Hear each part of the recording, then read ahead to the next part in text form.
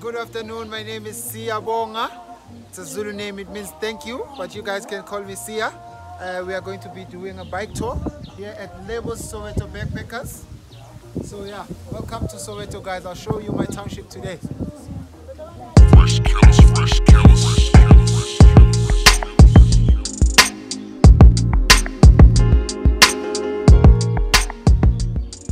So my guy Sia was just telling me they started the biking tour because when you go through on the buses, the people of Soweto were feeling offended. Like, this is not a safari, we are not animals, people just looking at us through the window.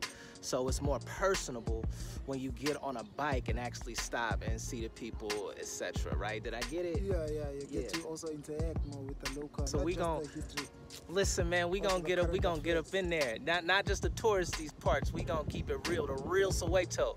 Yeah. We out here. So it's the southwestern townships because Soweto is located 17 kilometers southwest of Johannesburg. It owes its existence to Johannesburg. No Johannesburg, no Soweto. No discovery of gold in Johannesburg. No Soweto.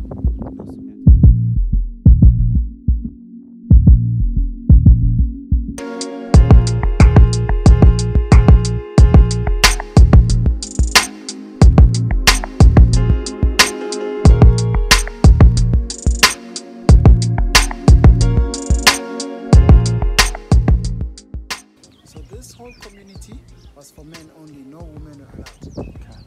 And the reason they said only men, because now it was temporary for the mine workers. So if a mine worker was out of contract, too old, too sick, they send him back to the rural areas, to the villages, and they bring in the new young mine workers. So that's why they said no women, no children. Because if the mine worker now was attached, he had his family here, it was not going to be easy to send him back to the homelands. So Sia, man, we're in one of the parts of Orlando that they're not doing so well. As you can see, the infrastructure is not very good, and people are living in poverty. And it's 30 years, after the end of apartheid. What do you think it would take for this community and other communities like it to finally prosper and gain money and resources? So what I think would really take, it's because now it's been the same political party for 30 years. From and what is that? Which political party is that? The ANC. It's been the Mandela Party from that time, and it's quite unfortunate when guys like Mandela, they left the presidency. That's when the corruption just escalated. So I'm not really sure which political party, just we need a change of the power there. Maybe a different political, any guys who can just come with a different mindset, because these guys have been here for 30 years and it's still the same, and it's still the politics that is making so much inequality in the townships. So just a change in the structure. Everyone can talk the talk, but not everyone can walk the walk. Our constitution is very beautiful. It was designed by the ANC. It's one of the best in the world, in black and white. But with the delivery, it's also something very different. But you're going to see for yourself. Hope you are going to take a video of where we are going next, and you're going to share it with the rest of the world. So these are ANC built, okay? And so the place where we just went, they vote for the IFP, is it? Yeah. The IFP.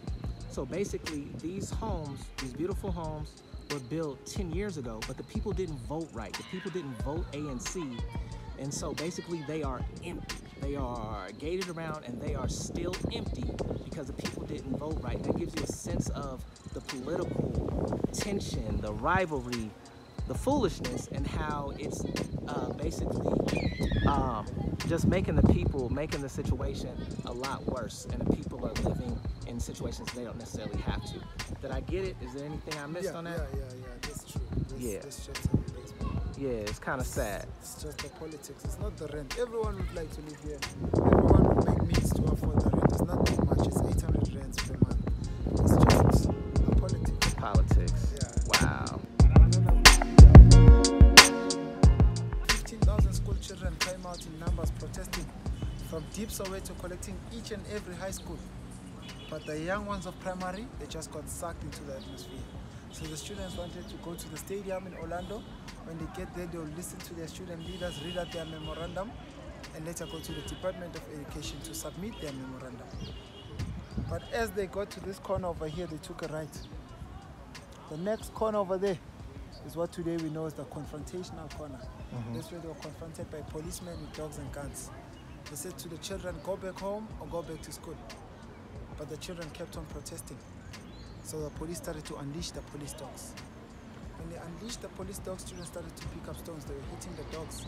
So that angered the police. They fired tear gas.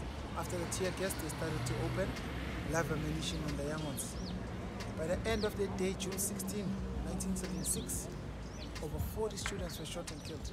But now, that's what the media at that time was reporting. The media that was controlled by who? The government. So the latest research, the latest one, shows over 200 students were shot and killed just that day alone. But now the protest became nationwide. In a period of 2 years, over 600 students were shot and killed. And this memorial with the museum was named after Hector Peterson. Hector Peterson was the youngest one who was shot that day. He was 12 years old, he was going to turn 13 later that year. The youngest one shot June 16. But throughout these 2 years of the protest, there's even children of 8 years old that were shot and killed. And today, June 16, it's a national holiday in South Africa. It's a Youth Day. It's to honor and commemorate the youth that lost their lives for the type of education that we enjoy today. See ya, man. Yo, we made it. I made it, man. How did I do? We are back. How did I do? See ya. Not so bad. All right, for sure. So I noticed, man, when we were out, you know, we were on bikes. No one else was on bikes, but no one bothered us. We left our bikes in the same spot. You know what I mean? Nobody bothered them. Does that speak to the respect that this organization had? Do people know that when you see the bikes, they're down for this organization so they don't bother the bikes? Yeah. People, they love this organization a lot. It does a lot for the communities. The tourism that is coming here is not just benefiting Lebos, Soweto backpackers, but it's also benefiting the township also. It's contributing also to the GDP. There's a lot of initiatives that we are having at the moment. We are having the fundraiser for back to school with shoes. Yeah. So we are raising as much money we can get to buy school shoes for the underprivileged kids. So the community is so happy about this organization. This is the first black-owned backpackers in Soweto. So people, they love it a lot. Yes, and so people, they can come here, they can ride bikes, and they don't have to ride the bikes either. They can take a TikTok if they don't feel like riding a bike. They can also do a walking tour, man. They can do a walking tour. They can also stay here. They can food eat. tours. We teach you how we cook our African cuisine, man. There's a lot you can do here. You can sleep overnight. Yeah.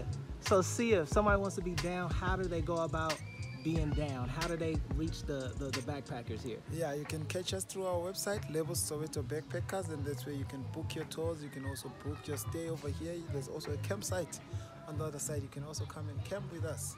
You can also follow us on IG, Yes. Soweto by Bike. Soweto by Bike. Yes. Yes, sir. Yes, sir. All right, appreciate you.